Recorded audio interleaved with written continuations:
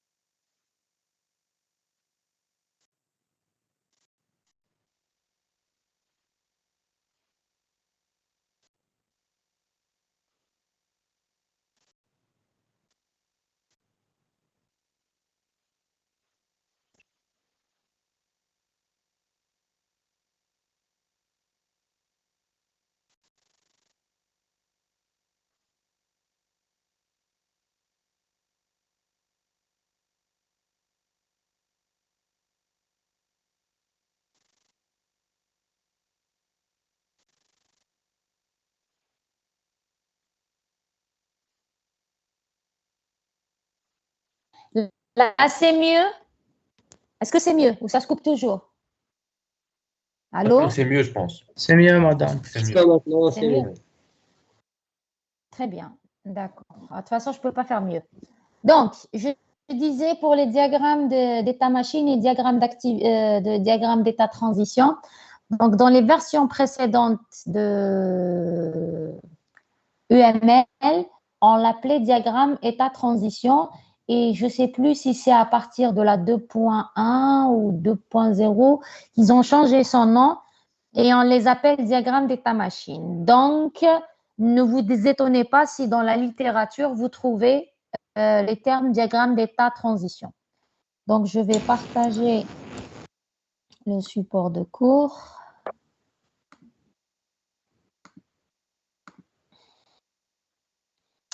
Fiche.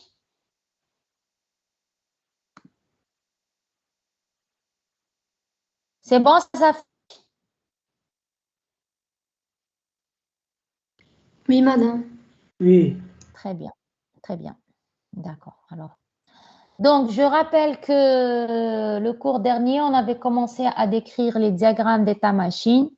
D'abord, on avait dit que le diagramme d'état-machine permettait de décrire les états par lesquels un objet ou un système ou un sous-système pouvait décrire donc le cycle de vie d'un objet ou d'un système depuis sa création jusqu'à sa destruction. Et on pouvait s'intéresser juste à une partie du cycle de vie d'un objet plutôt que de s'intéresser à tous les cycles de vie d'un objet. Donc ça, après, représenter un diagramme d'état-machine se faisait avec des états représentés par et des flèches qui expriment des transitions qui vont faire passer un objet d'un état à un autre. On a parlé de l'état de départ, l'état initial. Le diagramme déjà d'état-machine était un automate à état fini qui doit être bien formé, qui doit être déterministe. Ensuite, on avait parlé de la structure du diagramme d'état, qu'on avait un seul état de départ, un ou plusieurs états finaux. Un état de départ, c'est un état qui va, où il y a un état, il y a une transition qui sort de cette. La description, on avait eu la description d'un état, on avait dit qu'un état Madame, avait un nom. Oui, on vous entend mal. oui. On vous entend mal. D'accord, je reprends. Donc, je disais un état était composé de. C'était un rectangle coin arrondi qui avait un nom. Il contenait aussi les transitions internes. Donc, les transitions internes, parmi les transitions internes possibles, on avait vu entry, do et exit. Après, pour la syntaxe d'une transition, qu'elle soit interne ou externe, on avait dit que c'était événement, condition, slash action ou send clause, et on avait dit que les trois étaient optionnels, c'est-à-dire qu'on pouvait avoir des transitions qui contenaient ou l'un des trois, ou deux, ou trois, ou zéro. Après, on avait vu les règles de passage d'un état à un autre. On avait vu alors les after, when, on avait vu la transition de terminaison quand il n'y a aucun événement et aucune garde sur une transition. On avait vu que lorsqu'une condition est vérifiée, on peut passer d'un état à un autre.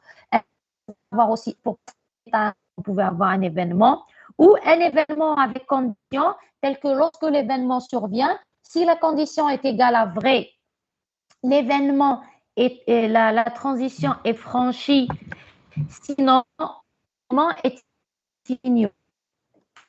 Alors, on s'était arrêté là, on avait vu l'exemple de l'ascenseur, on avait écrit l'exemple de l'ascenseur. Alors maintenant, les points qu'on va voir par la suite, c'est deux entités, le point de décision et le point de choix dynamique. Alors, le point de décision, regardez bien pour le point de décision, ce schéma initial. On a de l'état 1, je peux passer à l'état E, à l'état 3 lorsque l'événement E1 survient, A supérieur à 0 et B supérieur à 0. Je passe de l'état 1 à l'état 4 lorsque E1 survient, A supérieur à 0 et B égale 0. Je passe de l'état 1 à l'état 6 lorsque l'événement E1 survient et que A est supérieur à 0 et B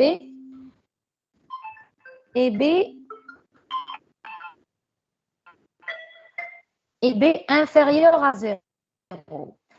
Alors, ces trois transitions, on les a synthétisées dans un schéma plus simple ou pour dire, pour passer de l'état A, vous voyez la souris bouger? Non, madame. Vous ne voyez pas la souris bouger. Madame, s'il vous plaît. Attendez, je vais arrêter le partage. Oui, monsieur. Vous pouvez répéter, j'avais des problèmes avec Microsoft Teams. Vous pouvez répéter, s'il vous plaît. À partir de... En fait, ce que j'ai fait, c'était pour jusque-là un rappel de ce qu'on avait vu la séance passée. Et ensuite, pour le point de décision, vous voyez la souris bouger?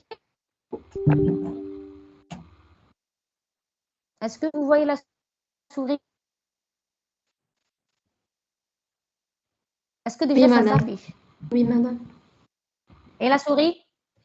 Oui, madame, on voit. Très bien. Donc, je reprends.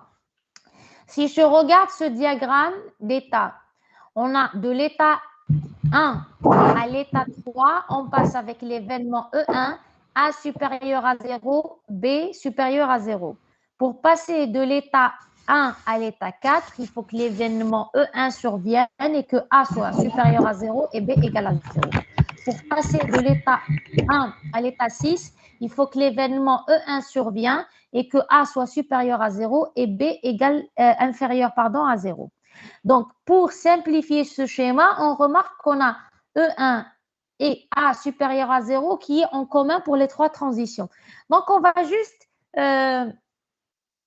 simplifier la représentation en disant de l'état 1, il faut que l'événement E1 et A supérieur à 0. Ensuite, je dispatche les trois conditions qui sont B supérieur à 0, je passe à l'état 3. B égale 0, je passe à l'état 4. Et B inférieur à 0, je passe à l'état 5. Par contre, pour quitter ici, sur le premier schéma ou diagramme, pour quitter l'état 1, il faut que l'événement E1 survienne et A supérieur à 0 et B supérieur à 0. Ce n'est qu'à ce moment-là qu'on va franchir la transition, quitter l'état 1 pour aller à l'état 3. Même chose après pour l'état 2. On a pour passer de l'état 2 à l'état 3, il faut que l'événement E2 survienne et A supérieur à 0, B supérieur à 0.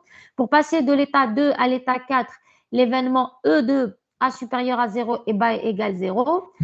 Pour passer de l'état 2 à l'état 6, il faut que l'événement E2 survienne et que A est supérieur à 0 et B est supérieur à 0. Ce schéma peut être simplifié de cette façon. Donc, je mets ici un disque noir pour factoriser les transitions. Donc, l'exécution de ce diagramme d'état est exactement équivalente à l'exécution de ce diagramme d'état, sauf que c'est une représentation plus simplifiée parce qu'on a pu factoriser B égale 0, B supérieur à 0, B inférieur à 0 pour 2 transitions. D'accord? Donc, je ne peux quitter l'état 1 que si il faut que EA survienne, A supérieur à 0, B supérieur à 0 pour que je puisse quitter l'état 1 et aller à l'état 3. Par contre, le point de choix dynamique. Regardez ici, j'ai un état qui s'appelle, s'il vous plaît, je ne sais pas qui a laissé son micro ouvert, donc on entend tous ces bruits. S'il vous plaît, vous désactivez vos micros, vous ne les activez que lorsque vous avez une question. Merci pour votre compréhension. Donc, je disais, on a l'état saisi de formulaire. Alors, lorsque l'événement Go survient, alors, / valider entrée, ça veut dire que je vais exécuter l'action. Ensuite, on va évaluer la condition. Donc, qu'est-ce qui va se passer? Lorsque l'événement Go survient, je vais quitter l'état saisie formulaire, je vais exécuter l'action valider entrée. Ensuite, j'arrive à ce point de choix dynamique où je vais évaluer la condition. Je vais voir si entrée est valide, je vais aller dans l'état demander confirmation. Si l'état n'est pas valide, je vais aller dans l'état afficher problème. Quelle est la différence maintenant entre le point de choix dynamique et le point de décision? Le point de décision, cette représentation du disque, elle est juste une représentation simplifiée de ce diagramme d'état. Ça veut dire quoi? Ça veut dire que pour quitter l'état 1, il faut que l'événement E1 survienne avant de quitter l'état 1. Il faut que l'événement E1 survienne. Ensuite, je vais évaluer la condition pour pouvoir quitter l'état 1. C'est-à-dire que je ne peux pas quitter l'état 1 avant de décider où je vais aller. Donc, lorsque l'événement E1 survient, je vais d'abord vérifier la condition qui est vraie et c'est là où je saurai où je vais aller. Si A est supérieur à 0 et B est égal à 0, je vais quitter l'état 1 pour aller à l'état 4. Par contre, avec le point de choix dynamique, lorsque l'événement survient, dans notre cas le Go, je quitte l'état. Ensuite, si j'ai un point de choix dynamique, je vais évaluer la condition pour savoir où je vais. Avec le point de décision, je ne quitte pas l'état tant que je ne sais pas où je vais. Donc, lorsque l'événement survient, je vais d'abord évaluer la condition, décider dans quel état je vais aller. Ensuite, je quitte l'état 1. Avec le point de choix dynamique, lorsque l'événement survient, je quitte l'état, j'exécute l'événement, ensuite j'arrive au point de choix. C'est pour ça d'ailleurs qu'on l'appelle choix dynamique. C'est-à-dire que ce n'est qu'une fois que j'ai quitté l'état, j'ai exécuté l'événement, je viens ensuite évaluer la condition pour savoir est-ce que je vais aller dans l'état demander confirmation ou l'état afficher problème. Donc, pour le point de choix dynamique, on vous dit il possède exactement un segment de transition entrant qui est celui-là et au moins 2 segments sortants, c'est-à-dire au moins une condition et à sa négation. Donc, les gardes situés sur les segments après le point de décision sont évalués au moment où ce dernier est atteint. Ça veut dire quoi? Lorsqu'un événement, alors je suis dans un état, lorsque l'événement, ici event X survient, d'accord? Alors, regardez bien, j'ai l'événement, j'ai une condition et j'ai une action. Qu'est-ce qui va se passer? Lorsque l'événement event X survient, Bien sûr, je vais voir si condition 1 est égale à vrai. Si condition 1 est égale à faux, je vais ignorer l'événement event X. Par contre, si condition 1 est égale à vrai, qu'est-ce que je vais faire? Je quitte E1, j'exécute event X, je vais exécuter l'action A1 et je viens au point de choix multiple où je vais évaluer chacune de mes conditions pour savoir où je vais. Donc, quand on vous dit, il est possible d'utiliser une garde particulière notée L sur un des segments en sortie d'un point de choix. Ce segment n'est franchissable que si les gardes des autres segments sont toutes fausses. L'utilisation d'une clause else est recommandée après un point de choix dynamique car elle garantit un modèle bien formé. Qu'est-ce que ça veut dire? Il est recommandé d'utiliser un else. Si j'ai plusieurs sorties, condition 1, condition 2, la négation de condition 2 et condition 3, il faudrait avoir un else. Pourquoi?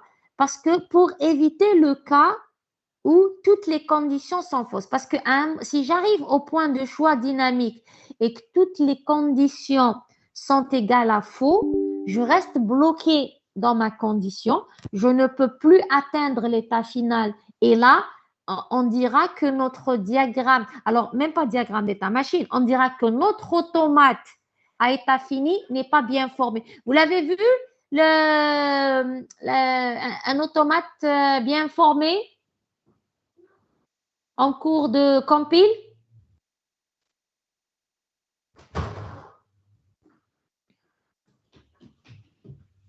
Non, madame. Allô?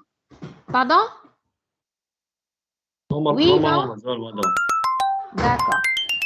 Alors déjà, un automate qui est bien formé, c'est un automate, quelle que soit son exécution, on part de l'état de départ et on arrive, s'il y a un ou plusieurs états finaux, on arrive à un état final. Mais si je reste bloqué dans un état et je ne peux plus quitter l'état alors que l'état n'est pas final, on dira que le modèle n'est pas bien formé. En fait, tout simplement, il contient une erreur. Donc, pour éviter d'avoir ce genre de problème avec les points de choix dynamiques, je dois m'assurer qu'à tout moment, il faut qu'au moins, non pas au moins, il faut qu'une seule condition soit égale à vrai. C'est-à-dire, même si j'ai plusieurs conditions de sortie, plusieurs chemins possibles, à un instant donné, lorsque j'arrive au point de choix dynamique, une seule condition est égale à vrai. Parce que si je me retrouve avec deux conditions qui sont égales à vrai, c'est quoi le problème ici? Le diagramme, il Le est non. chemin, Oui, on ne sait pas quel chemin on prend. exactement. Il y a une ambiguïté, madame. Non, le terme que vous avez utilisé en cours, le diagramme, il est… Ambigu. Non, il y a un terme, non, le terme que vous avez utilisé. Oui, ambigu, certes, mais je veux le terme que vous avez utilisé en cours de compile. Non Il est déterministe. exactement. Il est non déterministe. Si je me retrouve avec deux conditions qui sont égales à vrai, ça veut dire que j'ai une ambiguïté. Je ne sais pas quel chemin prendre. Donc, mon diagramme, il est non déterministe et ce qui veut dire qu'il est faux. Autre cas, c'est le fait que j'ai aucune condition qui est égale à vrai. Je ne peux plus quitter, je peux pas quitter le point de choix dynamique et à ce moment-là, mon diagramme n'est pas bien formé. Et c'est pour ça qu'on vous dit, vous ajoutez le else. Le else permettra de vous donner une sortie lorsque toutes les conditions ne sont pas vérifiées. Tous les autres chemins ne sont pas possibles. Alors, maintenant, on va attaquer un point qui est les états composites. C'est quoi un état composite? Alors, on avait dit qu'un diagramme d'état permettait de décrire les différents états qu'un objet pouvait avoir. Maintenant, un objet lui-même, quand il est dans un état, il peut connaître d'autres états ou sous-états. Vous permettez 2 secondes, Bark? Attendez.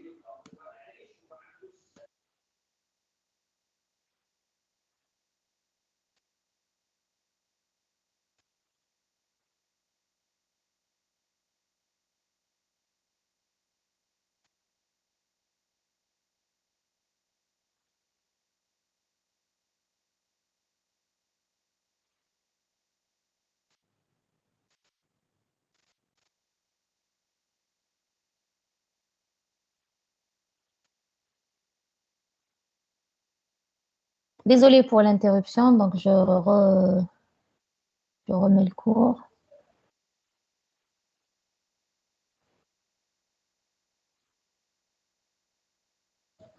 Donc, qu'est-ce qu'un état composite? C'est un état qui va contenir des sous-états. Vous allez me dire pourquoi. Alors, imaginons que je prenne l'exemple de l'état malade. Vous m'entendez? Oui. Très bien. La souris, vous la voyez?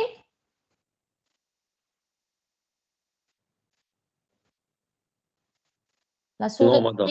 Non. Bon, c'est pas grave. Pour l'instant. Disons que je vais prendre l'état malade. Malade. Alors, je pense que pour la plupart, vous avez connu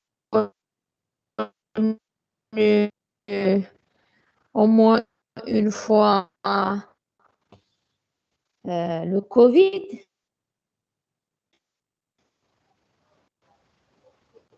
On va dire que je suis dans l'état malade, Covid ou autre. Alors, on commence par lorsque l'état malade. J'ai un rhume, sur X. On passe à l'état où on est sans odorat. Donc, tous ces états-là décrivent l'état malade. J'ai pris l'exemple de symptômes de Covid qui sont simples, qui concernent, on va dire, plus de 90% de la population. On ne va pas rentrer dans l'exemple de cas plus graves. Donc, voici les états ou les sous-états que peut avoir une personne qui est malade. Donc, l'état englobant, on parlera d'état englobant ou d'état, alors je cherche juste une représentation, un exemple de représentation. Vous avez l'état qui va contenir un ou plusieurs états. Donc, un état qui peut contenir un ou plusieurs sous-états qui sont des sous-états qui décrivent l'état. Donc, si je reprends l'exemple de malade, l'état englobant ou l'état composite, c'est l'état malade. Alors, si j'ai par exemple, alors je peux être en bonne santé, j'étais en bonne santé, j'ai une transition, par exemple, contracter le Covid, entre parenthèses, qui est une condition, elle va m'envoyer à l'état, je suis à l'état malade. Maintenant, même dans l'état malade, l'état malade je peux passer, tout en étant malade, je peux passer par plusieurs états ou plusieurs phases qu'on appellera sous-états. Donc, j'avais dit, j'ai commencé par les symptômes. Au départ, j'étais dans l'état grippé. Ensuite, je suis passée à l'état avec courbature, ensuite à l'état fièvre et ensuite à l'état sans odorat. Et à partir de sans odorat, le Covid se termine et je quitte l'état malade pour passer à l'état en bonne santé. Donc, on vous dit ici, plusieurs états ainsi que les transitions reliant ces états peuvent être regroupés afin de former un état composite. Alors, une transition vers un état composite est immédiatement suivie de la transition initiale de celui-ci. Une transition depuis un état composite peut être franchie à partir de n'importe quel état appartenant à celui-ci. Alors, pour vous expliquer ça, je vais ramener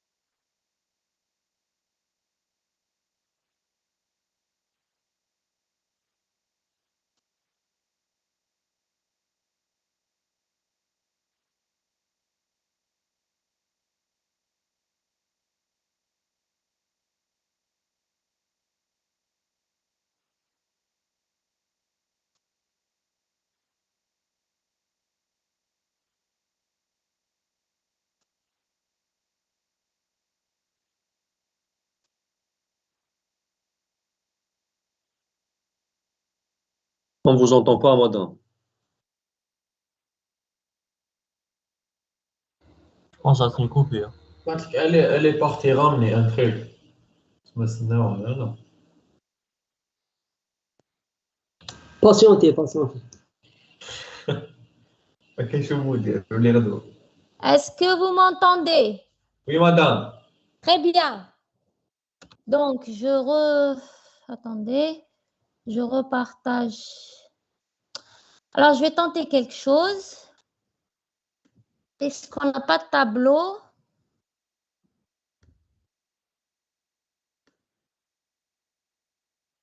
Le problème, c'est que la connexion est terrible aujourd'hui.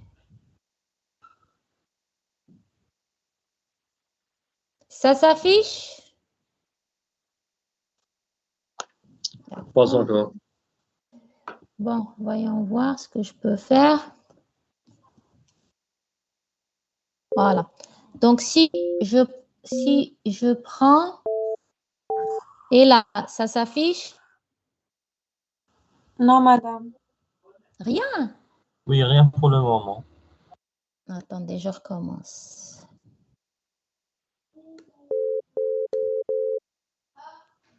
Je vais recommencer.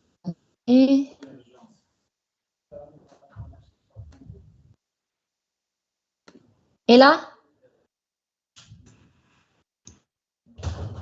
Est-ce que vous voyez quelque chose? Toujours pas. Non, madame. Non. Il n'y a rien qui s'affiche. Oui, rien. Il n'y a aucun partage. Bon, chez moi, par contre, il affiche qu'il est en train de partager mon écran. Je recommence. Ouvrir le bac de partage. J'ai ouvert le bac de partage. Alors, tout l'écran, onglet Chrome, c'est quoi ça, onglet Chrome? Tout l'écran, j'ai partagé tout l'écran. Il vous partage quelque chose? Non, pas encore. Même pas mon écran. Rien, rien. Et là, il vous affiche les PowerPoint. Je crois qu'il va partager, oui, voilà. Oui, madame, oui. Et là, Oui, c'est bon, normalement. qu'est-ce que vous voyez? Le PowerPoint. Ah, maintenant, c'est un dessin. Dessin, madame, Microsoft Dessin Word. proche. Voilà, c'était ça que je voulais. Alors, après. Ah, c'est pas ça. Bon. Ah. Bon, je ne maîtrise pas encore très bien. Ce qui fait que. Je crois qu'on va arrêter le massacre. Ah là. Alors, j'ai mon état, on avait dit malade. Malade. Donc, à l'intérieur de malade, on avait. Qu'est-ce qui se passe? Bon. Je ne sais pas ce que je suis en train de faire, mais visiblement, c'est n'importe quoi. Alors, je recommence. On a un état, voilà, qui s'appelle malade. Malade. Maintenant, et on a un état en bonne santé. Voilà. Au départ, on était en bonne santé. On a Covid. Je passe à l'état en malade. Initialement, dans l'état malade, on avait dit grippé. Donc, initialement, et je représente ça avec un diagramme, avec un état initial. Un état composite contiendra toujours un état initial, c'est-à-dire dans lequel je rentre. Ensuite, after, je ne sais pas combien, on avait dit courbature. Ensuite, after une certaine durée, on avait dit fièvre. Et après perte d'odorat, et une fois que je quitte l'état perte d'odorat, je quitte l'état malade et je redeviens en bonne santé. Donc, si je regarde ce diagramme, l'état composite, c'est l'état malade.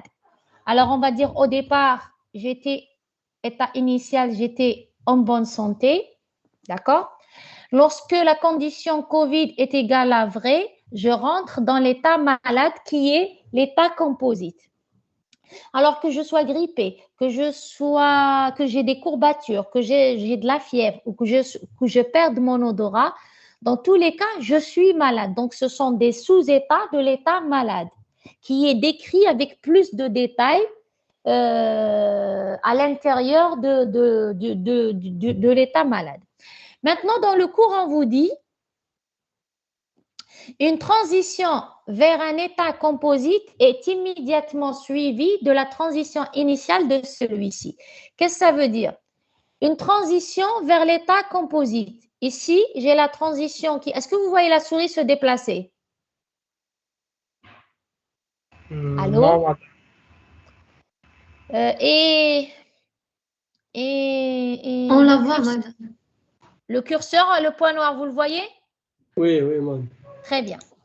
Le fait de passer, alors on vous dit quand je rentre vers un état composite, donc une transition, là, la transition, c'est la condition COVID qui me mène vers l'état malade, la phrase exacte, c'est suivie initiale de celui-ci. Suivie transition initiale de celui-ci qui est pour gripper. Donc, dès que je rentre dans un état composite, je vais toujours aller vers l'état initial de l'état composite. Deuxième partie, on vous dit une transition. Vous êtes en train de voir que je passe des slides au dessin? Oui, madame, oui. Très bien. Oui, oui, oui. Donc, une transition depuis un état composite peut être franchie à partir de n'importe quel état appartenant à celui-ci. Je reviens à mon... En fait, je peux quitter l'état malade à partir de n'importe quel sous-état de malade. Dans mon cas, j'ai quitté l'état malade à partir de perte d'odorat. Dès que je quitte l'état de sous-état perte d'odorat, c'est bon, je suis censée guérir du COVID.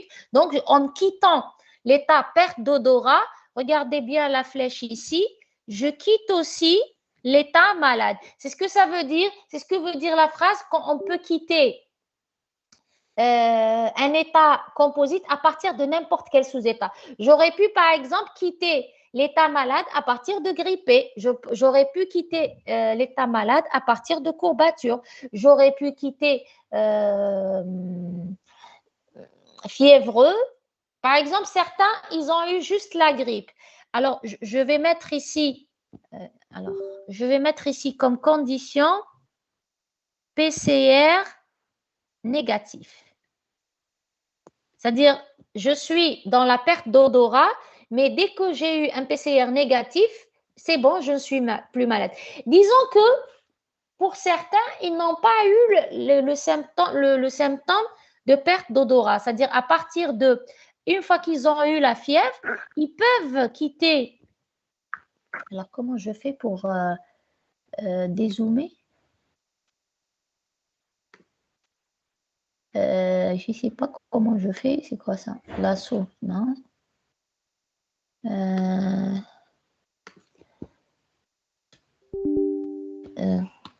Est-ce qu'il y a un moyen? Comment j'ai fait pour...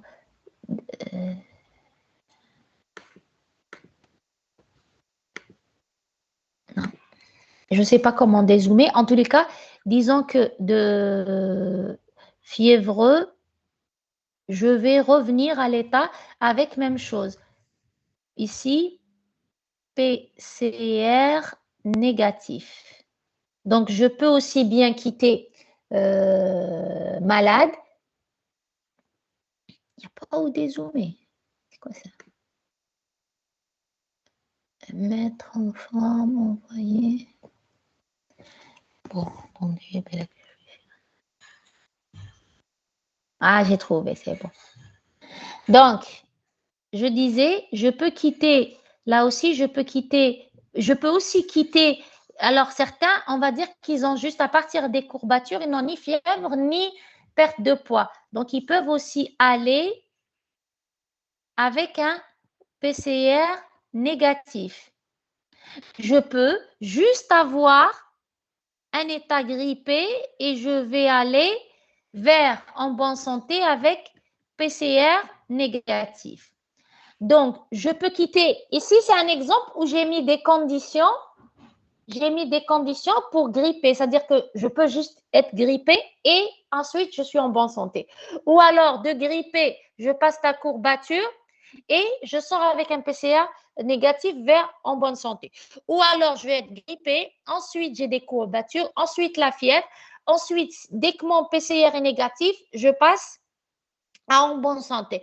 Ou alors, en fait, je fais tout le cycle, grippé, ensuite les courbatures, ensuite fiévreux, ensuite la perte d'odorat, et ce n'est qu'à ce moment-là que je vais redevenir en bonne santé. Eh bien, je ne suis pas obligée d'avoir une sortie à partir de tous les états. Je peux, par exemple, me dire,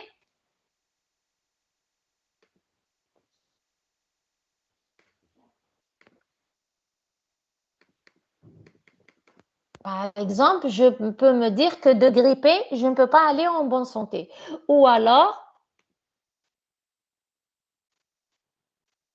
je peux me dire aussi, je ne peux aller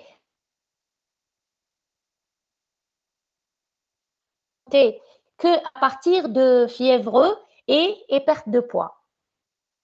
Ou je peux me dire, non, je ne peux aller vers l'état en bonne santé que à partir de l'état perte de poids. Maintenant, ça, c'est des décisions que je vais prendre lors du stage. Dans le cas, alors on va prendre le cas particulier. Dans le cas particulier qu'on avait vu tout à l'heure où j'ai où j'avais les 4, c'est-à-dire PCR négatif et pour état grippé aussi PCR négatif. Alors, dans le cas où tous les sous-états de mon état qui est malade me conduisent vers le même état avec la même transition, je peux simplifier ce schéma. Alors, je peux simplifier ce schéma en ayant, est-ce que je peux faire beaucoup de retours en arrière? Est-ce que je peux avoir beaucoup de retours en arrière?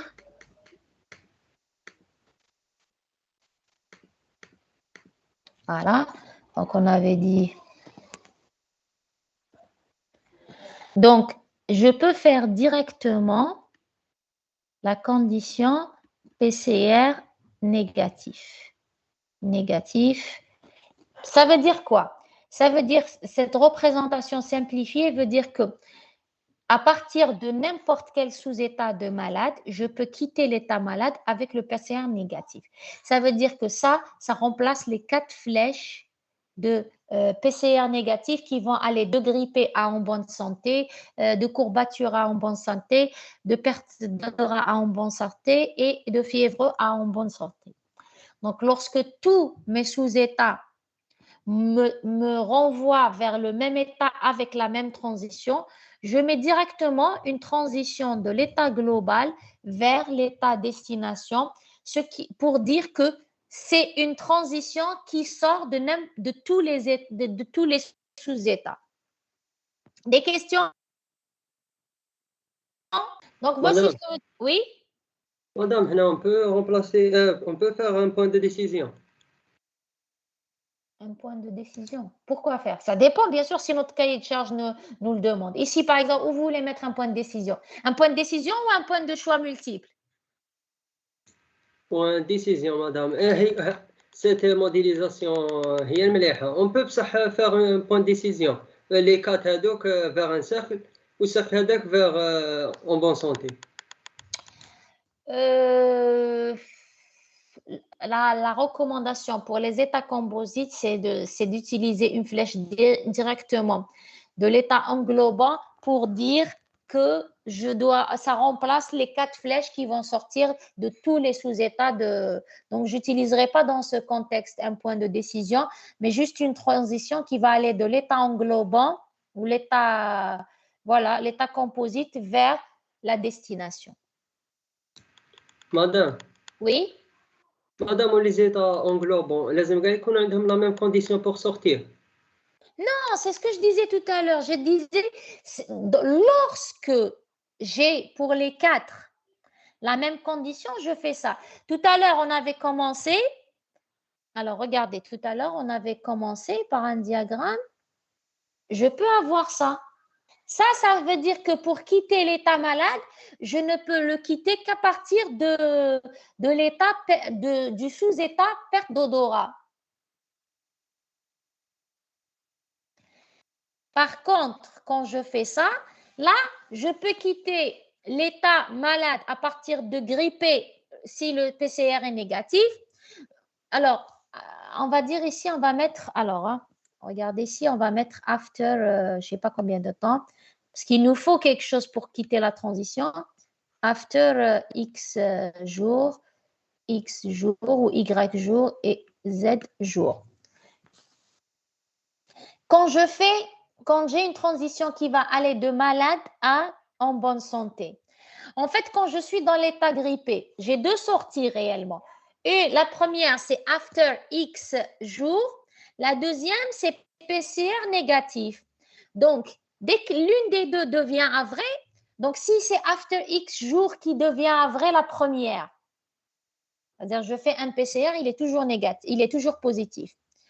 Donc, si after, par exemple, ici c'est 3 jours, on va dire que ici on va mettre 2 jours.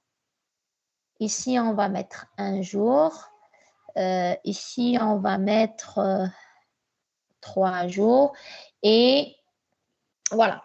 Donc, je suis grippée. Dès que je rentre dans l'état grippé, il y a 2 possibilités. Parce que j'ai mis ici une transition qui va de malade à en bonne santé et non pas de perte d'odorat. Elle est là, la transition. Je l'ai mise ici. Elle part de l'état malade. Ça veut dire qu'elle sort de n'importe quel sous-état de malade. Donc, en réalité, si je prends l'état grippé, j'ai 2 transitions sortantes. La première qui est after 2 jours qui va m'envoyer à courbature et la deuxième qui est PCR négatif qui va m'envoyer à en bonne santé. Donc, j'ai l'une des 2 conditions qui va être égale à vraie, la première. Soit, donc si j'ai vraiment un Covid très très léger, j'ai juste la grippe et puis mon PCR devient négatif. Donc, je vais aller de grippé avec condition PCR négatif à en bonne santé. Sinon, mon PCR est toujours positif. Donc, après 2 jours, si mon PCR est toujours positif, je vais aller dans l'état courbature. Même chose pour l'état courbature. En réalité, avec cette représentation, j'ai 2 flèches. Une avec after une journée qui va aller à fiévreux et une qui est PCR négative qui va aller en bonne santé. Même chose pour fiévreux. J'ai 2 transitions. Une après 3 jours qui va aller à perte d'odorat. La deuxième, c'est PCR négatif qui va aller de fiévreux à en bonne santé. Pour perte d'odorat, j'ai une seule transition qui est PCR négatif qui va de perte d'odorat à en bonne santé. Donc, je vais rester dans l'état perte d'odorat jusqu'à ce que la condition PCR négative devienne vraie et là, je vais quitter l'état perte d'odorat. Est-ce que c'est clair? D'autres questions? D'autres questions? D'accord. Donc, on continue. La représentation, alors, vous vous rappelez quand vous avez fait les diagrammes de séquence, vous avez utilisé REF, vous vous rappelez de REF? Référence?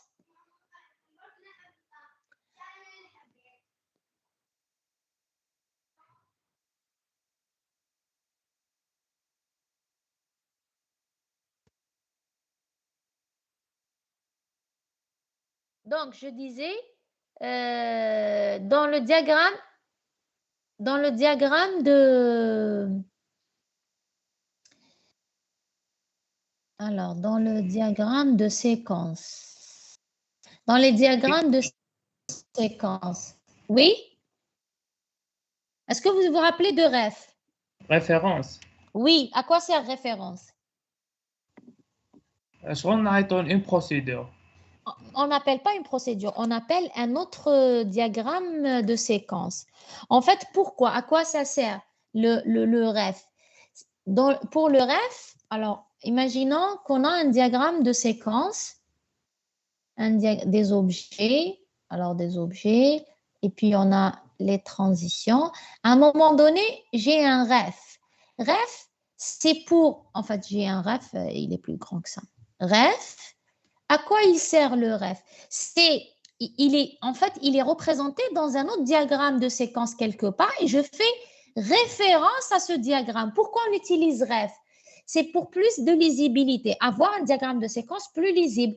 Après, ce qui est ici à l'intérieur de ref, il est décrit là avec plus de détails. On nous envoie vers le détail dans ce diagramme de... Même chose pour le diagramme d'état. C'est-à-dire que je peux avoir un diagramme qui contient, par exemple, quand j'ai ici malade, bon, il est simple comme état composite. Mais des fois, vous avez des états qui sont compliqués à l'intérieur. Donc, je vais utiliser ici, au lieu d'utiliser malade dans le détail, j'aurais pu ici, par exemple, en bonne santé, j'utilise malade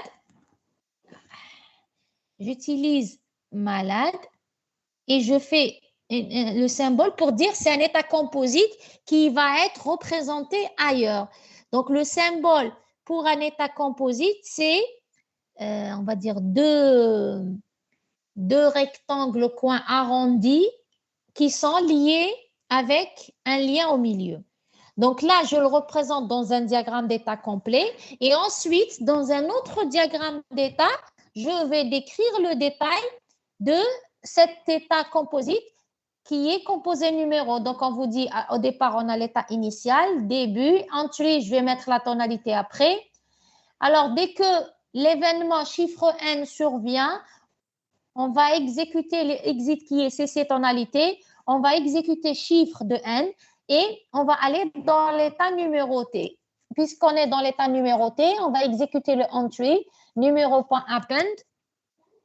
Et à chaque fois, en fait, chiffre n, ça veut dire qu'on est en train de composer un numéro, donc on a ajouté un numéro.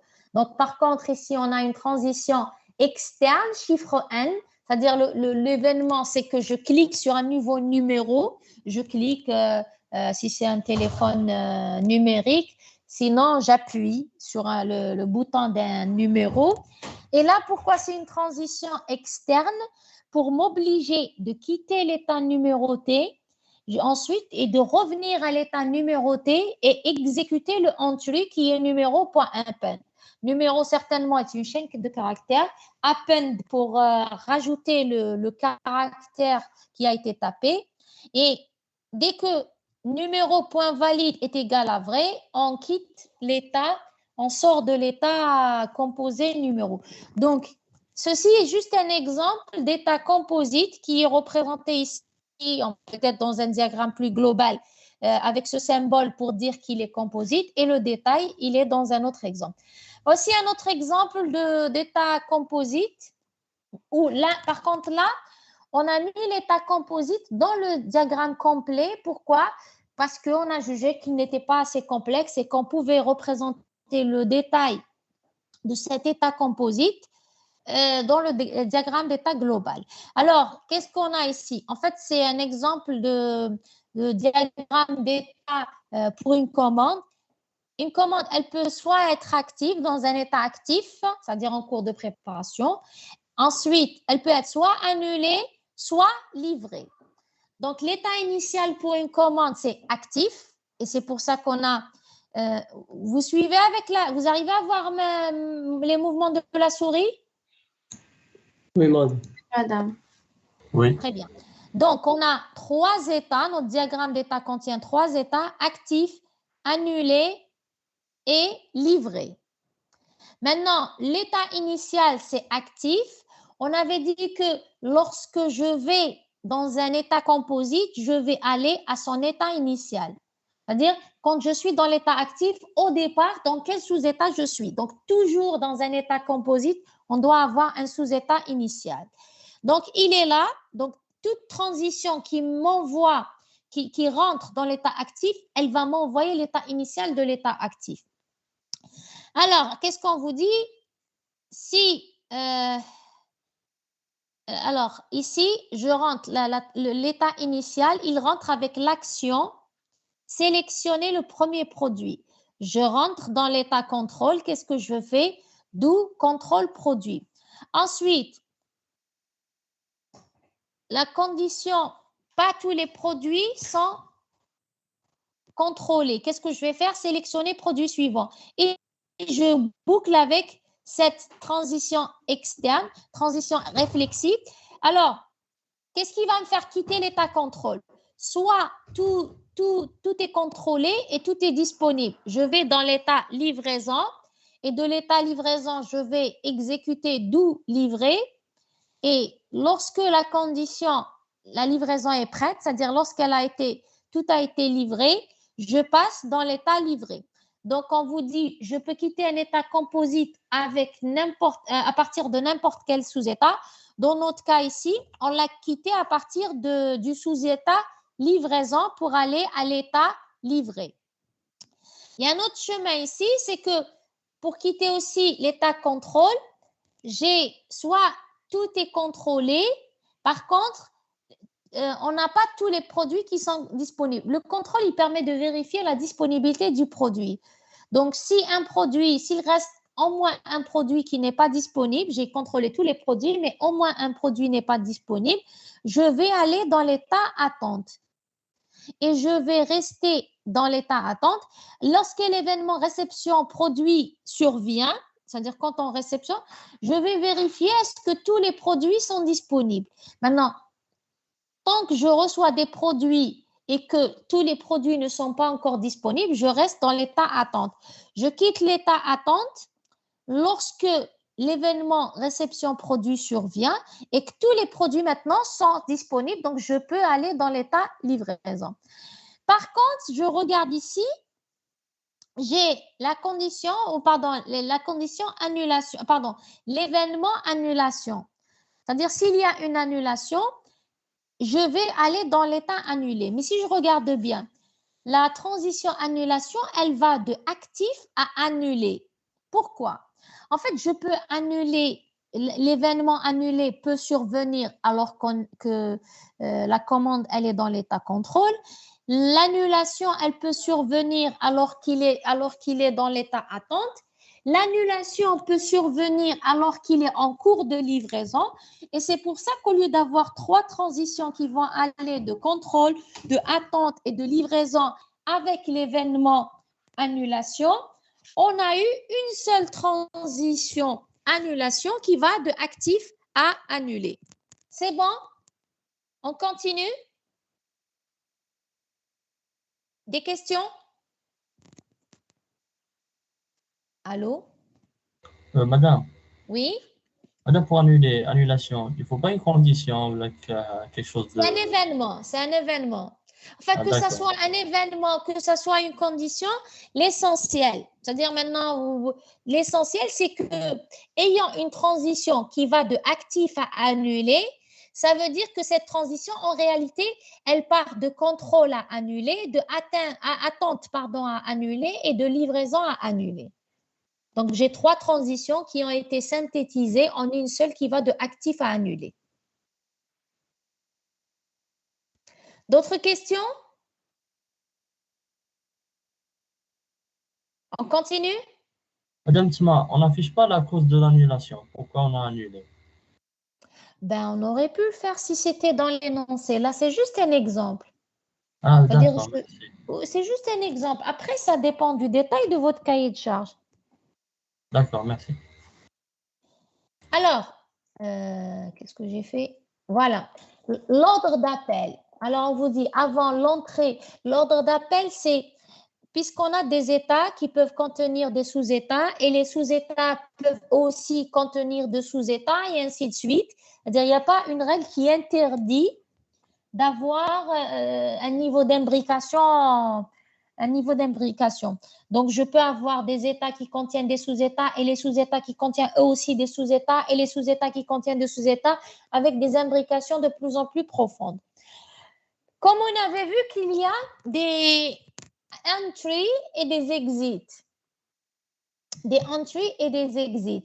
Ce qui veut dire que si mon état composite contient un entry et que ces événements, ces sous-états contiennent des entries et que les sous-états de ces sous-états contiennent des entries et que les sous-états des sous-états des sous-états contiennent dans quel ordre ils vont être exécutés? On vous dit, en cas de transition menant vers un état imbriqué, les activités entry de l'état englobant sont réalisées avant celles de l'état imbriqué. Qu'est-ce que ça veut dire? Ici, j'ai un état 1 qui contient l'état 11. Et j'ai l'état 2 qui contient l'état 21, qui contient lui-même l'état 22. C'est juste un exemple pour comprendre l'ordre d'exécution des entry et des exits. Alors, la phrase, elle dit exactement, en cas de transition menant vers un état imbriqué, les activités entry de l'état englobant sont réalisées avant celles de l'état imbriqué. Ça veut dire que ici, l'entry de état 2, qui est entrée E2, va s'exécuter avant le entry de l'état 21, qui est entrée 21, et entrée 21 va s'exécuter avant entrée E22 qui est le entry de l'état E22. Parce qu'au départ, j'étais dans l'état 1, je passe à l'état 2. Ensuite, dans l'état 2, je suis plus précisément dans l'état 21. Et dans l'état 21, je suis plus précisément dans l'état 22. Donc, en réalité, je suis dans l'état 2, ensuite dans l'état 21 et ensuite dans l'état 22. Et c'est pour ça que les entries s'exécuteront de l'état englobant vers l'état englobé. Pour les exits, par contre, en cas de transition depuis un état englobant, les activités exit de l'état imbriqué sont réalisées avant celles de l'état englobant. Ça veut dire que ici, si je prends l'état 1, je quitte d'abord l'état E1, l'état 11 pour être dans l'état 1 pour quitter l'état 1.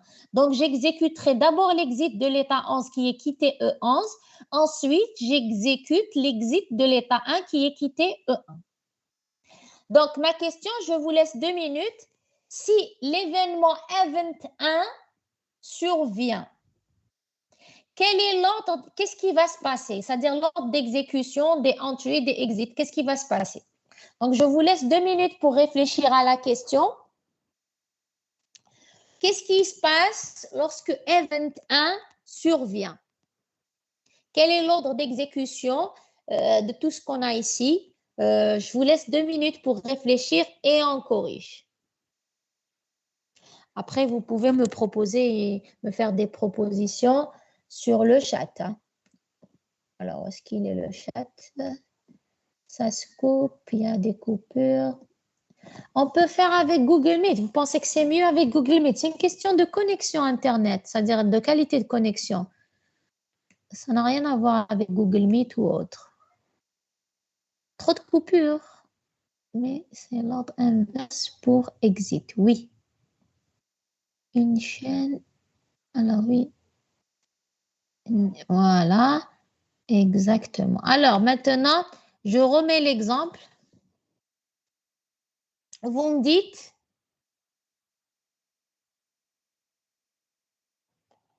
Alors, lorsque event 1 survient, qu'est-ce qui va s'exécuter en premier?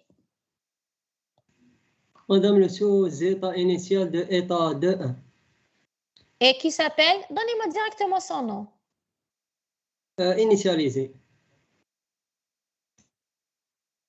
Non, non, non. Est-ce que vous avez... Lorsque l'événement 1 survient, qu'est-ce qui va se passer? Qu'est-ce qu'on exécute en premier? Exit. Exit, oui. Donnez-moi les méthodes. en premier, qu'est-ce qui va s'exécuter?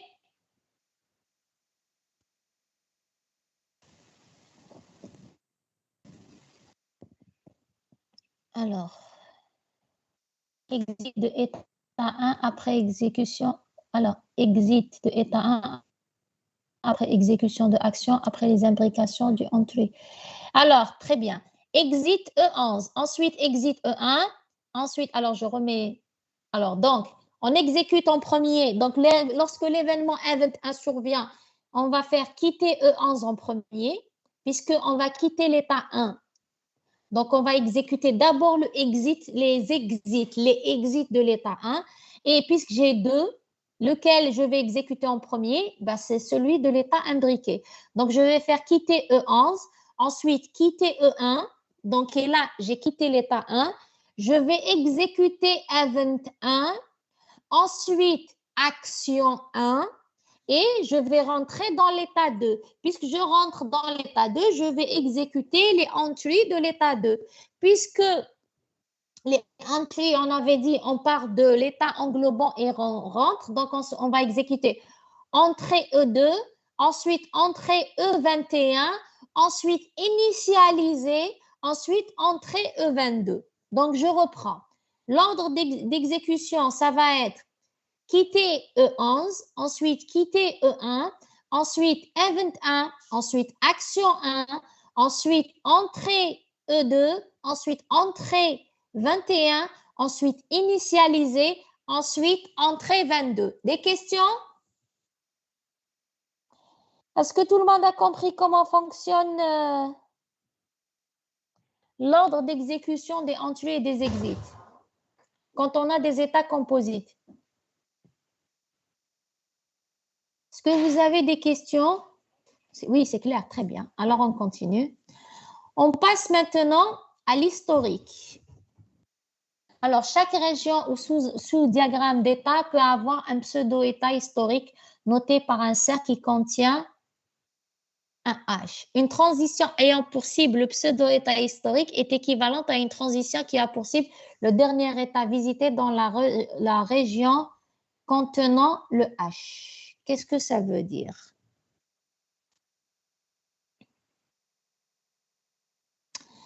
Alors, on revient. Attendez, je cherche mon stylo. Avant d'aller à l'historique profond, j'explique ce que veut dire l'historique et à quoi sert l'historique.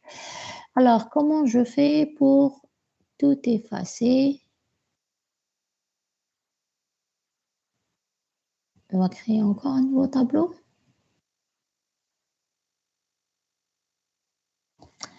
Alors,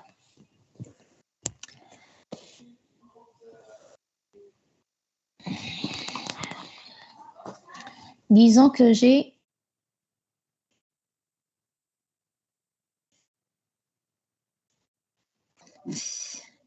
là. Attendez. Voilà. Je recommence cette fois. Disons que j'ai un état qui s'appelle E1. Ensuite, j'ai une transition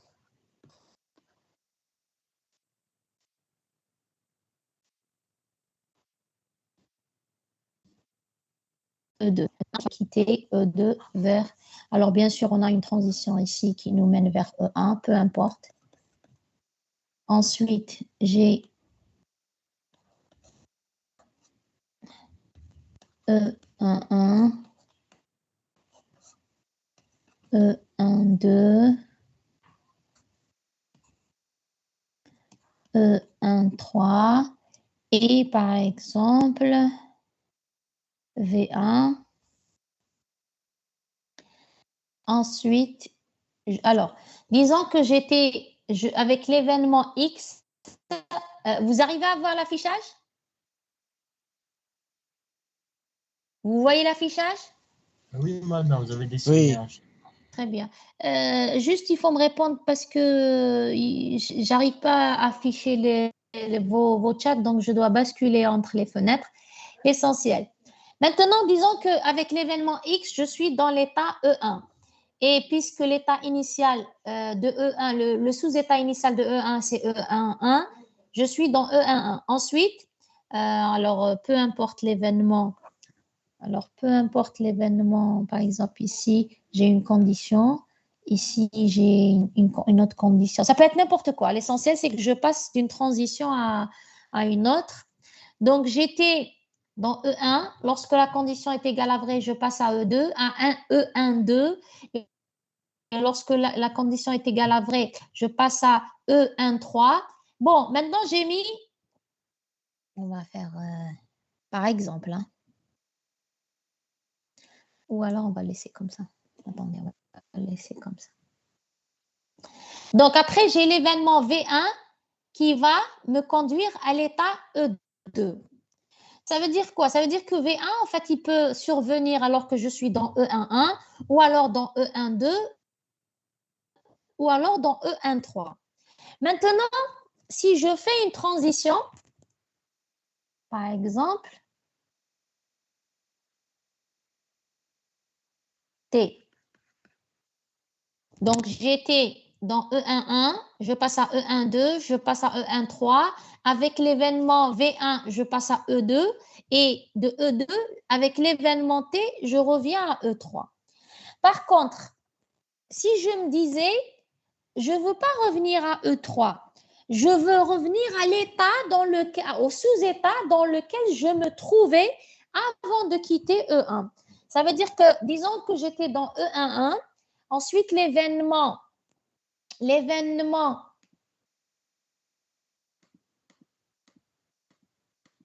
V1 survient. Je passe dans E2. Je veux qu'avec T, je ne revienne pas à E13, mais je revienne à E11 parce que j'étais dans E11. Deuxième exemple, disons que alors je rentre avec X dans E11. Ensuite, de E11, je passe à E12. Et lorsque je suis dans E12, l'événement V1 survient, je quitte E2. Lorsque l'événement T survient, je ne veux pas aller à E11 ni à E13, mais je veux revenir à E12 parce qu'avant de quitter l'état E1, j'étais dans E12. Donc, pour exprimer ça, nous avons un symbole qui s'appelle l'historique, qui est représenté de cette façon, un cercle avec un H à l'intérieur. Qu'est-ce que ça veut dire cette flèche avec le H? C'est une façon de dire avec l'événement T, là ça suppose que j'étais dans l'état E1, j'ai quitté E1, ensuite j'ai fait des choses et puis pour revenir à E1, alors que je l'ai quitté, je veux revenir dans l'état dans lequel je me trouvais avant de quitter E1. Ça veut dire que si j'étais si j'ai quitté E1 alors que j'étais dans E11, on va sauvegarder E11, on va exécuter V1, on va aller dans l'état E2 et lorsque T survient, je reviens à E11. Par contre, si dans l'état E1, j'étais par exemple dans l'état E12, donc, je rentre avec XT, je suis dans E11. Ensuite, je passe à E12. Ensuite, l'événement V1 survient. Je passe à l'état E2. Après, l'événement T survient. Je ne vais pas aller... Normalement, si je mets une flèche qui s'arrête à E1, je vais aller à E11. Or, moi, je lui dis non, je ne veux pas aller à E11. Je veux aller à l'état de E1 dans lequel je me trouvais avant de quitter E1. Dans notre cas, c'était E12. Donc, l'historique nous permet de nous ramener dans le sous-état dans lequel un objet se trouvait avant de quitter l'état englobé. Donc, ce qui veut dire que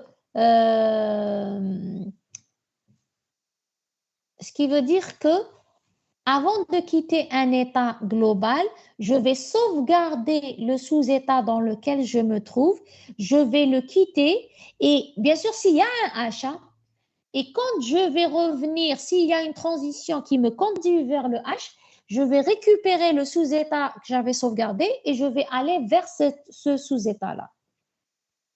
Des questions? Madame, c'est une sorte de sauvegarde. Oui, c'est une façon de garder le sous-état dans lequel je me trouvais avant de quitter l'état global pour revenir à cet état-là.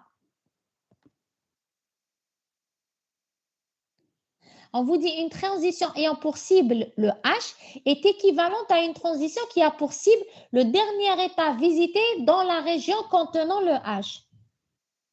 Donc, si avant de quitter E1, j'étais dans E13, lorsque l'événement V1 survient, j'étais dans E13, je vais quitter l'état E1, je vais sauvegarder E13, je vais exécuter V1, je vais aller dans l'état E2, et lorsque l'événement T survient, je ne vais pas aller dans E1, E11, puisqu'on avait dit lorsque transition entre dans un état composite, elle va aller vers son état initial.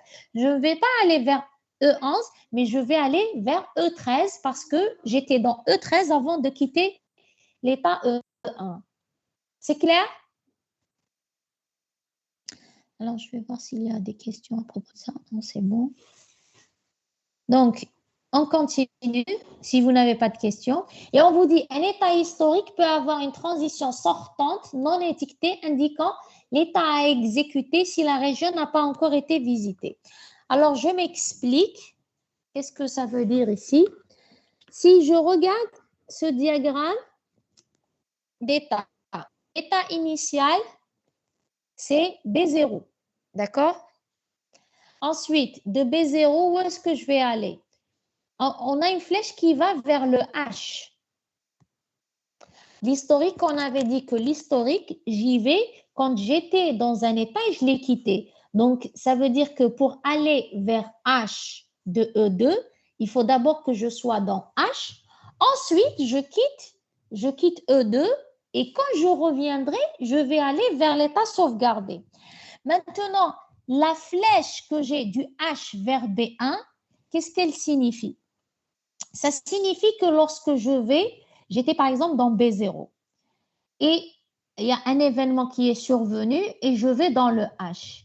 Maintenant, si c'est la seconde fois que je rentre dans E2, ça veut dire qu'avant de sortir, j'ai sauvegardé, avant de quitter E2, j'ai sauvegardé B1 ou B2 selon l'état dans lequel je me trouvais.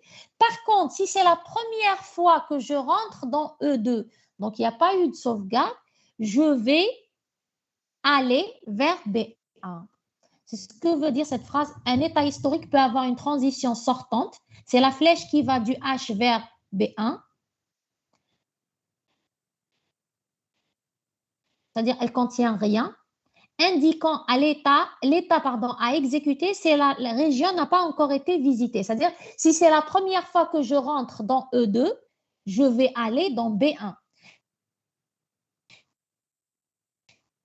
Si j'étais dans E2, alors c'était soit suite à un événement, j'ai quitté l'état 2, là, je sauvegarde le sous-état dans lequel je me trouvais, à savoir B1 ou B2, et quand je reviendrai avec alors soit cette transition, soit celle-ci, soit celle-là,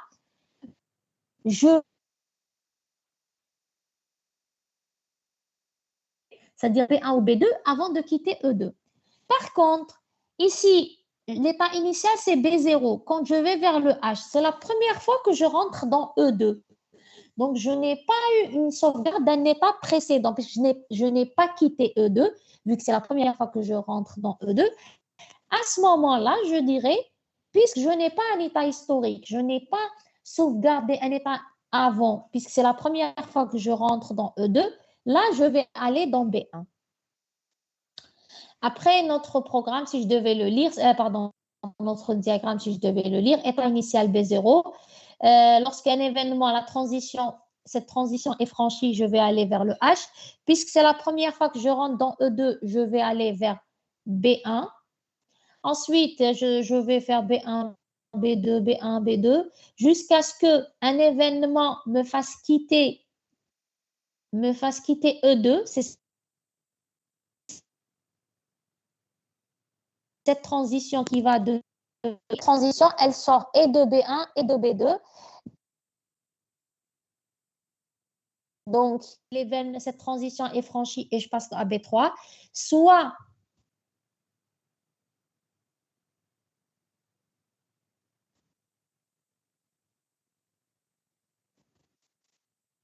elle est bien ici. Donc, l'historique, alors, quand il y a une flèche à l'un donné, je n'ai pas mis de flèche. Je n'ai pas mis de flèche pour dire je reviens. Parce que là, je sais que je suis rentrée dans E1 à partir de X. Ça veut dire quoi? Ça veut dire que si je reviens avec T dans E1, c'est pour revenir à E1. Ce n'est pas la première fois. Il n'y a aucun moyen pour que aller de E1 à E2 avec T soit pour la première fois. Parce que la première fois, je rentre avec X. À ce moment-là, je sais que si je rentre avec T dans E1, ce n'était pas la première fois. Ça veut dire que j'ai déjà sauvegardé un historique et je mets H pour dire je vais dans l'état sauvegardé. Par contre, dans l'exemple qu'on a ici, puisque je peux aller dans E1 pour la première fois avec cette flèche H, je dis, si je rentre dans E1 pour la première fois, je vais aller dans B1, puisque je n'ai pas d'historique. Sinon, si je rentre pour la deuxième ou troisième fois, donc sinon, je vais aller dans le sous-état historique sauvegardé avant de quitter E2 la dernière fois. Des questions jusque-là?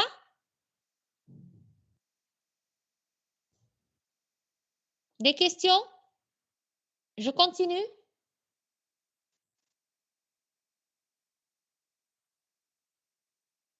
Alors, madame, si on a quitté... alors, s'il vous plaît, T, c'est optionnel. Attendez 2 secondes. T, je regarde... Juste, attendez les questions que vous avez mises. C'est pas optionnel le T. Alors, je reviens ici. C'est pas optionnel. Bien. Je vais aller ici, dans le H. Le H,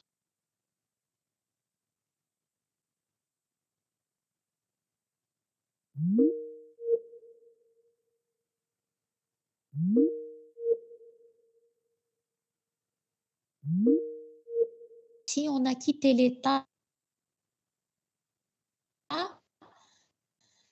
avec le sous, est-ce qu'on considère le sous-état optionnel? Ça veut dire optionnel. J'ai pas compris. Alors, ici, alors, je relis la question. Si on a quitté l'état malade avec le sous-état courbature, ensuite il guérit, ensuite encore malade. Alors, pour l'exemple, attendez, il est où l'exemple de... Il est là.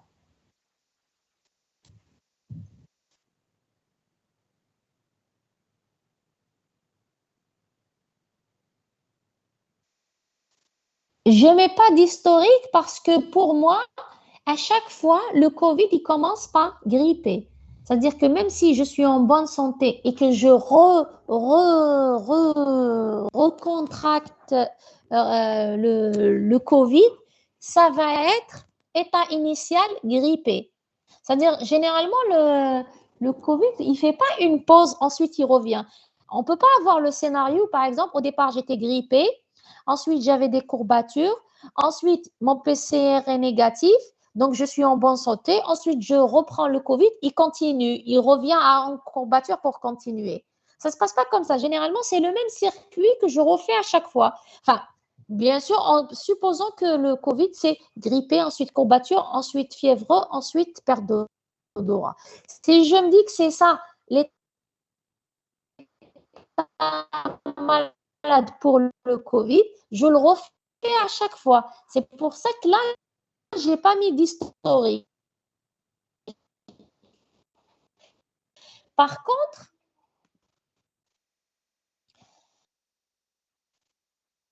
pour cet exemple-là, le dernier exemple qu'on avait pris,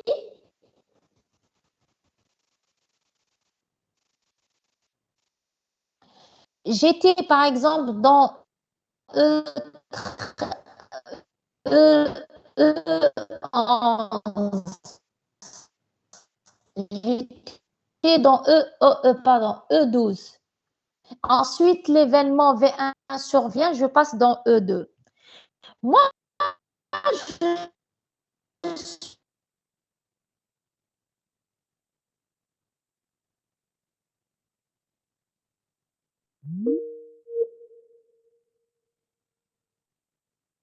S'il n'y avait pas l'historique, c'est-à-dire le T s'arrête à l'entrée de E1, je vais aller dans E11. Mais moi, puisque j'ai mis l'historique, je vais regarder quel est le sous-état dans lequel je me trouvais avant de quitter E1. Bon, ici, par hasard, j'ai pris l'exemple de E11, alors je vais aller dans E11. Ça aurait pu être n'importe quel sous-état. Est-ce que j'ai une autre question? Alors, vous me dites si j'ai répondu à votre question ou pas. Et autre question.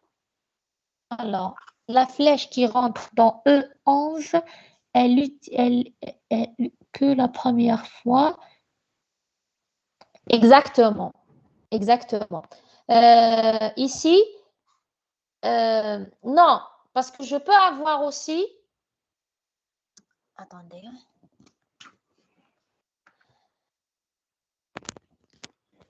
Attendez.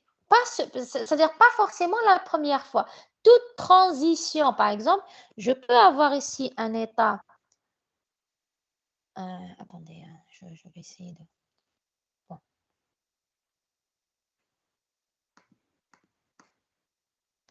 Je peux avoir.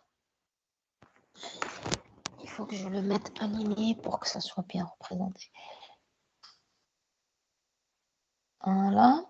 Je peux avoir ici un état E3 et, par exemple, ici, V2. D'accord? Et ensuite, V3. Alors, imaginons que j'étais dans les. Alors, j'ai l'événement X survient, peu importe ce qu'on a ici comme état. L'événement X survient, je passe dans l'état E1. Donc, puisque je rentre ici dans l'état E1, je vais aller vers l'état initial qui est E11. Ensuite, de E11, je vais, par exemple, passer à l'état E12. Ensuite, je suis dans l'état E12. L'événement V1 survient. Puisque j'ai un H, je vais sauvegarder le E12. V1 survient. Donc, je vais quitter E12, je vais quitter E1, j'exécute V1 et je vais aller dans E2. Mais quand je suis dans E2, ce n'est pas T qui va survenir, mais V2. Donc, je quitte l'état E2, j'exécute V2 et je passe à l'état E3.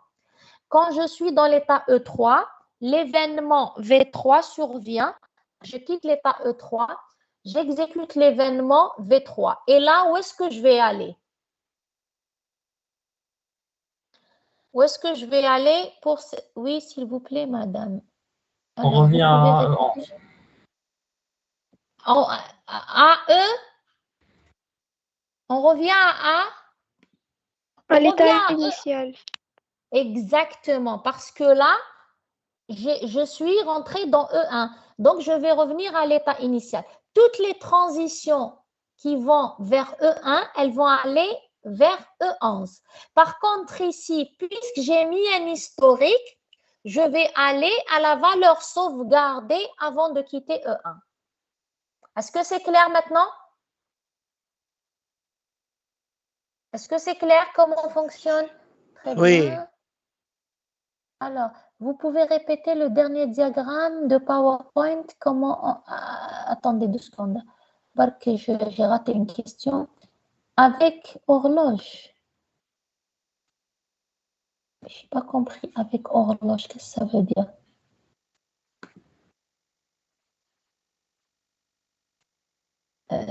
PowerPoint, il est là. Je n'ai pas compris avec horloge. Qu'est-ce que ça veut dire horloge? S'il vous plaît, si vous pouvez reposer votre question, je n'ai pas compris la question. Si votre question, est toujours d'actualité. S'il vous plaît, vous la reposez parce que j'ai l'historique. Ah, d'accord. Donc, je réexplique cet exemple-là. Donc, ici, on avait dit l'état initial, c'est B0. Donc, de B0, j'ai l'événement suivant, c'est celui qui va aller de B0 à E2. Mais en fait, il ne va pas aller vers un état initial, il va aller vers le H. Normalement, quand on va vers le H, c'est pour aller vers un état, le sous-état dans lequel je me trouvais dans E2 avant de quitter E2.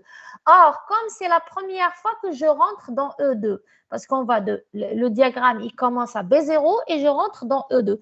Donc, je n'ai rien sauvegardé dans le H puisque je n'ai pas quitté E2. Ni je suis rentrée, ni j'ai quitté E2 avant cette transition. Donc, avoir une flèche qui va de H à B1, c'est pour dire si je n'ai pas sauvegardé un sous-état de E2 parce que c'est la première fois que je rentre dans E2 avec l'historique, à ce moment-là, je vais vers B1. C'est une façon de dire l'état initial, c'est B1. C'est clair maintenant? Attendez, je vais voir le commentaire. Passe à l'état initial directement. C'est clair. Très bien. OK, alors on continue. Donc maintenant, on passe à l'historique. Oui? Une question? On passe à l'historique profond. Alors, l'historique profond, on vous dit, il est également possible de définir un pseudo-état historique profond noté un cercle contenant un H étoile. Cet historique profond permet d'atteindre le dernier état visité dans la région, quel que soit son niveau d'imbrication, alors que le pseudo-état H limite l'accès aux états de son niveau d'imbrication dans la région. Qu'est-ce que ça veut dire? Regardez cet exemple-là. On a deux états, un état traitement et un état traite-interruption. Donc, au départ, pour l'état, on va dire que l'état initial, c'est l'état traitement. C'est-à-dire que là, c'est la gestion des process. Vous avez des traitements à faire. Après, quand il y a une interruption, je vais interrompre le traitement. Je vais traiter l'interruption. Et ensuite, une fois que j'ai terminé de traiter l'interruption, je reviens et je continue mon traitement. Donc, on a l'état traitement. Il contient deux sous-états qui sont traitement 1 et traitement 2. Et ensuite, le sous-état initial, c'est traitement 1. Alors, le traitement 1, il contient deux sous-états qui sont E11 et E12, avec E11, l'état initial dans traitement 1. Ensuite, on a traitement 2 qui contient l'état initial E21, ensuite E22, et on a l'état final. Alors, si je regarde l'exécution, lorsque je suis dans l'état traitement, je vais dans traitement 1, et plus particulièrement dans E11. Ensuite, je passe dans l'état E12. Ensuite, je passe à l'état traitement 2. Comme l'état E21 est l'état initial, donc je vais aller vers l'état E21. Ensuite, E22. Maintenant, j'ai une transition interrompre qui va me conduire de l'état traitement à traite-interruption. Si vous regardez bien, interrompre, elle sort de l'état traitement. Ça veut dire quoi? Ça veut dire que j'ai une flèche qui va de traitement 1 à traite-interruption avec interrompre et de traitement 2 à traite-interruption avec interrompre. Et en réalité, puisque j'ai des sous-états, cette flèche, elle part de E11, E12, E21 et E22. Cette flèche interrompre qui va de traitement à traite-interruption, en réalité, j'ai 4 flèches. Une qui va de E11, interrompre, traite-interruption. Une qui va de E12, interrompre, traite-interruption. Une qui va… Donc, qu'est-ce qu'on a? Je vais traiter l'interruption. Ensuite, je vais reprendre historique H. Supposons que j'étais dans… lorsque l'interruption est survenue, lorsque l'événement interrompt survient, supposons que j'étais dans l'état traitement 1, plus particulièrement, j'étais dans E12. D'accord? Donc, j'étais dans E12, l'événement interrompre survient, je vais quitter l'état E1-2 et s'il y a un exit, je l'exécute. Ensuite, s'il y a un exit de traitement 1, je l'exécute. Ensuite, s'il y a un exit de traitement, je l'exécute. Je quitte traitement, je vais exécuter interrompre, je passe dans l'état traite interrompre. Après, lorsque l'événement reprendre survient. Donc, avec l'historique qu'on avait dit, si j'étais dans E1-2, je vais sauvegarder traitement. Traitement 1, pardon. Puisqu'on avait dit avec l'historique, l'état englobant, je sauvegarde l'état traitement 1. Avec l'historique profond, je sauvegarde l'état E1-12 dans lequel je me trouvais. Donc, la différence entre l'historique, c'est que je sauvegarde le sous-état niveau 1. Avec l'historique profond, c'est-à-dire quel que soit le niveau d'imbrication, je vais sauvegarder le sous-état dans lequel je me trouvais. Donc ici, puisque j'ai un historique H étoile, je vais sauvegarder E1-12. Et lorsque l'événement reprendre survient, je vais aller vers l'historique, je vais trouver que j'ai sauvegardé E1-12, je reviens à l'état E1-12 et je continue, c'est-à-dire après je passe à l'état E22, ensuite E21, ensuite E22. Si j'avais mis H ici, si j'avais mis H au lieu de l'historique, alors que j'étais dans E12, alors supposons que j'étais dans l'état E12 et que l'événement interrompt survient. Et au lieu d'avoir H étoile, j'aurais mis H. Donc, lorsque l'événement interrompt survient, je passe dans l'état traite interruption. Alors, lorsque l'événement reprendre survient, dans quel état je vais aller?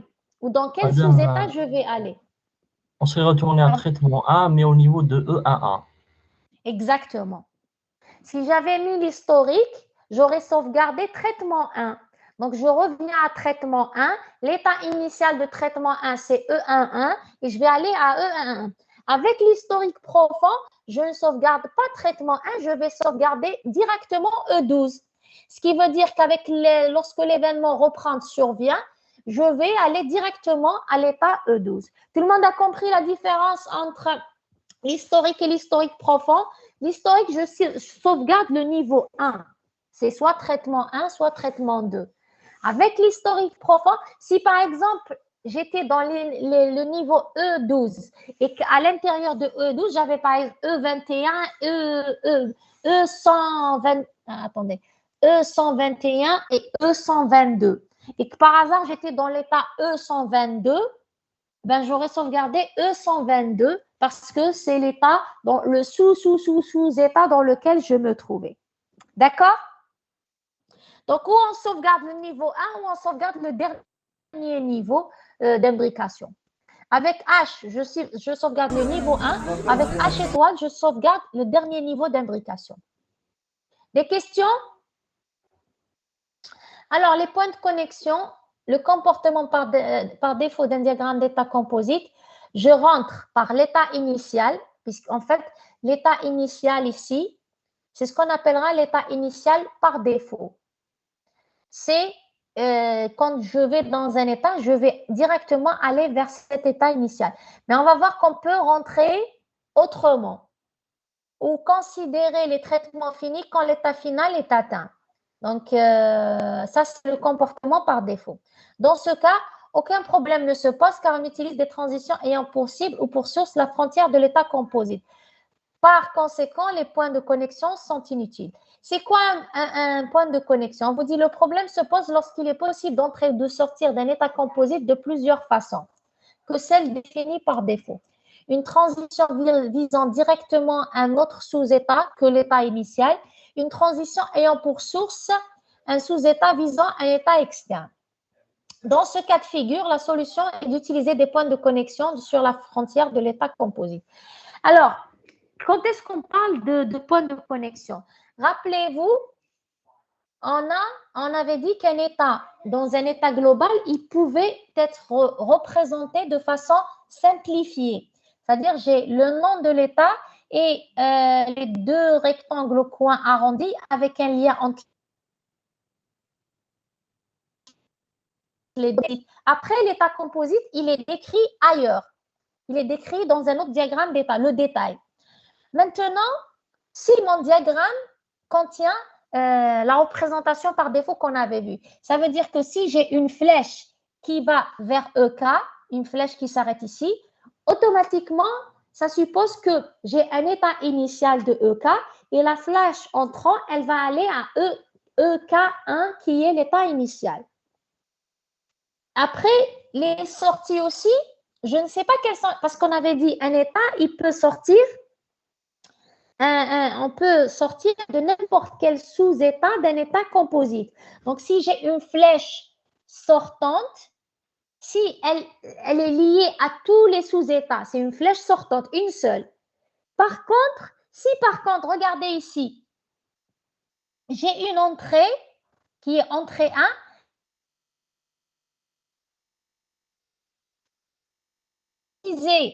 le détail. Donc ça, c'est la représentation simplifiée de mon diagramme d'état qui contient EK sous la forme simplifiée. Et là, c'est le détail de EK. Pour faire le lien entre les deux,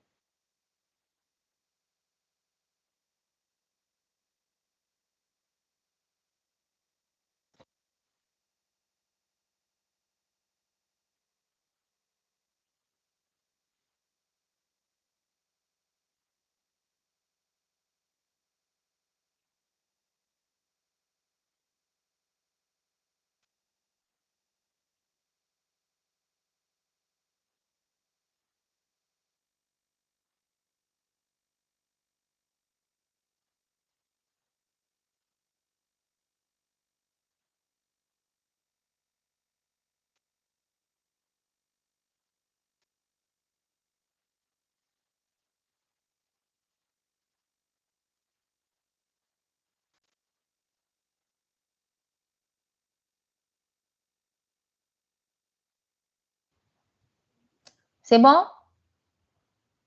Non, il y a une coupure. Ce n'est pas le son qui est parti, c'est moi qui suis partie. Là, vous m'entendez? Oui, madame. Très bien. À quel moment ça s'est coupé? Je pense une trentaine de secondes. D'accord. En tous les cas, c'était sur ce slide. Ah, attendez, je vais repartager l'écran.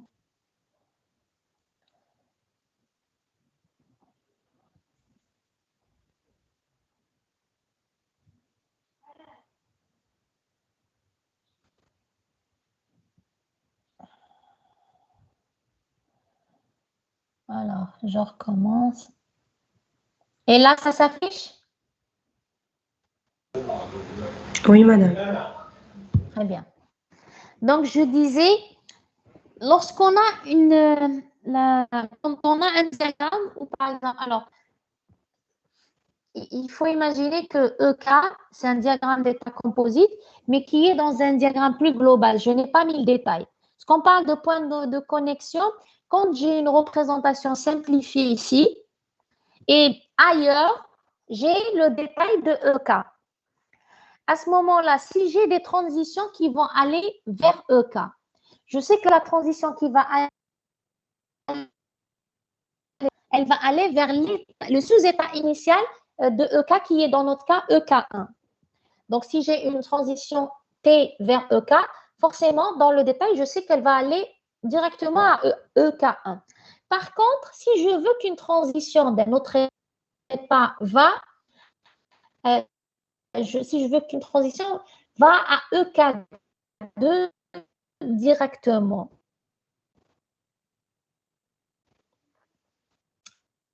je ne peux pas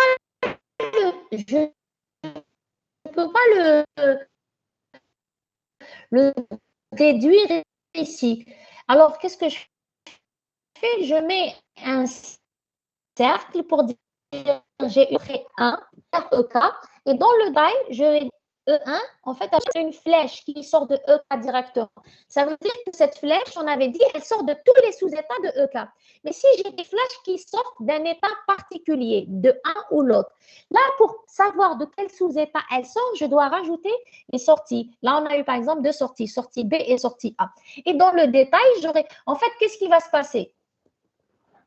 On va prendre, je ne sais pas comment.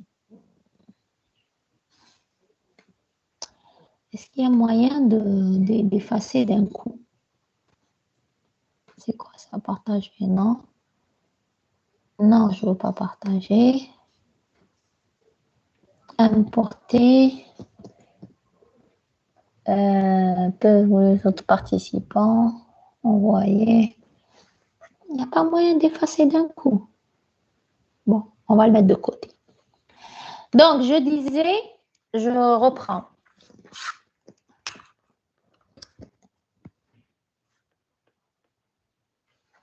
Pourquoi il me permet pas d'écrire? Ah, voilà. Donc, disons que j'ai un diagramme d'état, par exemple T, E1, qui va aller avec l'événement V1, un autre.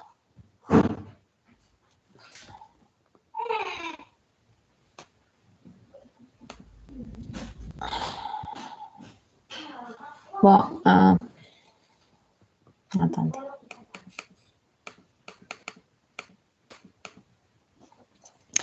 Donc, on avait dit l'état E1 et je vais avec V1 à l'état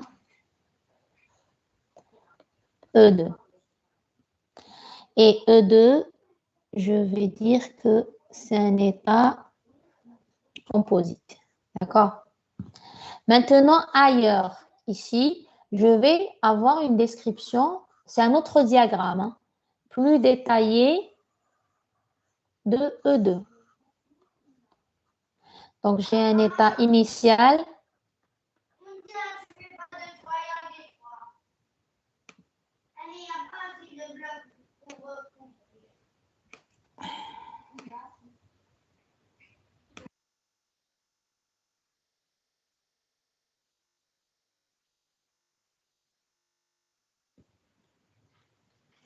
Donc, je disais, j'ai un état ici que j'appellerai E de 1. Ensuite, j'ai E de 2. D'accord? Après, par exemple, ici, de E2, je peux aller à E1 avec V2. Pardon.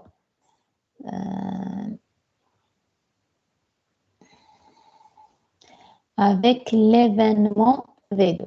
D'accord? Donc, en réalité, cette représentation, elle correspond à quoi?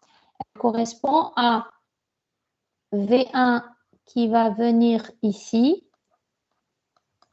et V2 qui sort de là avec, ça veut dire V2 qui sort de E21 et E22. D'accord? Avec cette représentation. La flèche qui rentre dans E2, elle va aller vers l'état initial. Donc, de V1, je vais aller à E21.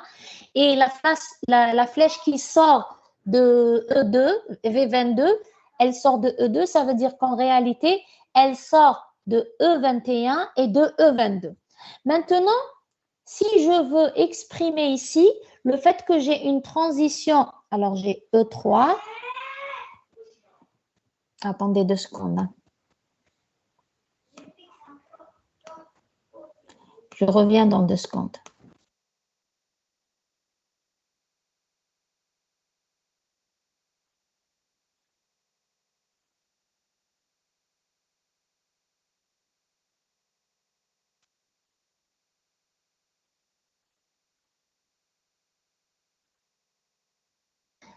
Donc, je disais, imaginons maintenant que j'ai un autre état E3. Donc, il est là, E3.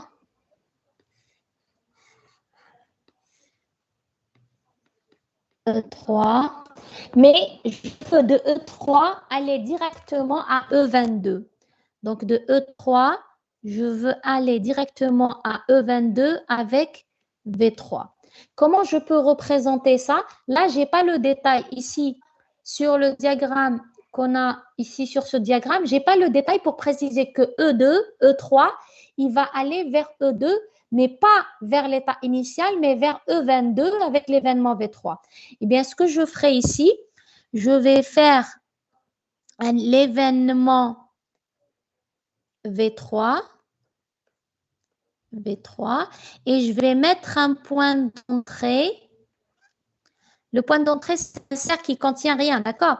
Le point d'entrée que j'appellerai T. Et là, je vais représenter, alors au lieu de représenter ici, je n'ai pas de gomme. Attendez, ça c'est une gomme? Ça c'est quoi? Ça c'est quoi? Ah oui, j'ai une gomme. J'ai une gomme, alors je vais essayer d'effacer. Oh, super. Voilà.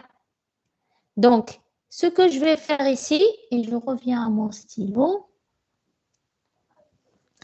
Donc, ce que je vais faire, c'est que je vais représenter ici le point d'entrée T et je dirai que T va à E22. En fait, moi, ce que j'avais ici, c'est E3 avec l'événement V3, il va aller à l'entrée T. Et dans le détail, je dirais en fait le T, il va aller à E22. Même chose pour les points de sortie. Moi, avec la flèche V2, de E2 à E1, je vais avec la flèche V2. Ça veut dire que la flèche V2, elle sort de E21 et E22. Mais si je voulais une flèche, par exemple, qui ne sort que de E21 pour aller à E4 ou alors pour aller à E3. Donc ici, j'ai une flèche. Ici, j'aurai. Alors, comment je représente la flèche? Elle va aller en fait de E21 à un point de sortie. Donc, je représente ça. Ici, je vais l'appeler par exemple le point de sortie R. Et là, je représente le point de sortie R et je dirais il va aller à E3 avec, par exemple, avec V4. Qu'est-ce que ça veut dire? Ça veut dire que je quitte de l'état E22, je vais vers E3 avec l'événement V4. Mais comme si je n'avais pas utilisé la représentation simplifiée, je n'ai pas besoin de point de sortie. C'est-à-dire que ici, dans le diagramme qu'on avait vu là, ou là, ou... non, attendez, je l'ai perdu.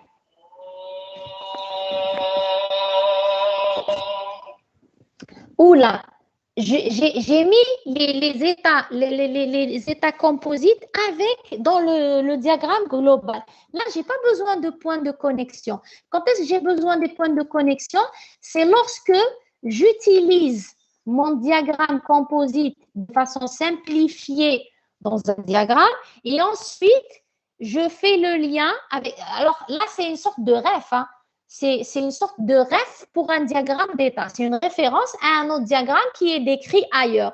Et je décris les connexions entre ce diagramme et les autres, pardon, cet état composite et les autres diagrammes et les autres états dans le diagramme global en expliquant où vont les entrées et où vont les sorties dans le diagramme détaillé. Est-ce que c'est clair?